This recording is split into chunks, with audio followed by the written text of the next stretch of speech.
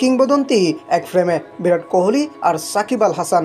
কানপুরেই কি সাকিব শেষ টেস্ট খেলে ফেলেছেন? সেই প্রশ্নের উত্তর জানতে আরও কদিনের অপেক্ষা।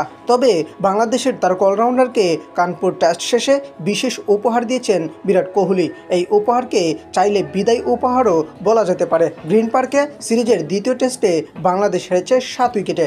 2 ম্যাচের টেস্ট সিরিজে বাংলাদেশ আজ ডবল দলে হওয়ার পর পুরস্কার বিতরণী অনুষ্ঠানে আসেন 2 দলের ক্রিকেটাররা।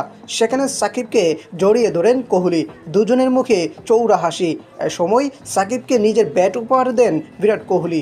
ঘটনাস্থলে উপস্থিত বাংলাদেশ ক্রিকেট বোর্ড বিসিবি আলোকচিত্রী রতন গোমেজ দুর্দান্ত এই দৃশ্য দ্রুতই ক্যামেরাবন্দি করে রাখলেন। রতন বলেন, কোহলি প্যাকেটে করে একটা ব্যাট এনে দিলেন সাকিবকে। এটা উপহার বলতে পারেন। দলীয় সূত্রে জানা গেল, ঋষভ পন্টু ব্যাট উপহার দিয়েছেন সাকিবকে। মিরপুরে টেস্ট ক্যারিয়ারের শেষ ম্যাচ খেলার ইচ্ছা সাকিব জানালেও সেটা নিয়ে অনিশ্চয়তা রয়েছে। বিসিবির সভাপতি ফারুক আহমেদ সাকিবের নিরাপত্তার নিশ্চয়তা দিতে পারেননি। যুব ক্রীড়া উপদেষ্টা আসিফ মাহমুদের কথাতেও বোঝা গিয়েছিল সাকিবের দেশের মাঠের বিদায়ের নিশ্চয়তা দিতে পারছেন না তারা। গতকাল বাংলাদেশ দক্ষিণ আফ্রিকা সিরিজের সূচি প্রকাশ করা হয়। 21 অক্টোবর মিরপুরে শুরু হচ্ছে সিরিজের প্রথম টেস্ট। চট্টগ্রামে জহুর আহমেদ চৌধুরী স্টেডিয়ামে 29 অক্টোবর দ্বিতীয় টেস্টের মুখোমুখি হবে বাংলাদেশ দক্ষিণ আফ্রিকা। ভারতের বিপক্ষে আজ শেষ হওয়া 2 ম্যাচের টেস্ট সিরিজে সাকিব ব্যাটিং বোলিং কোনো বিভাগেই আশানুরূপ পারফরমেন্স করতে পারেননি।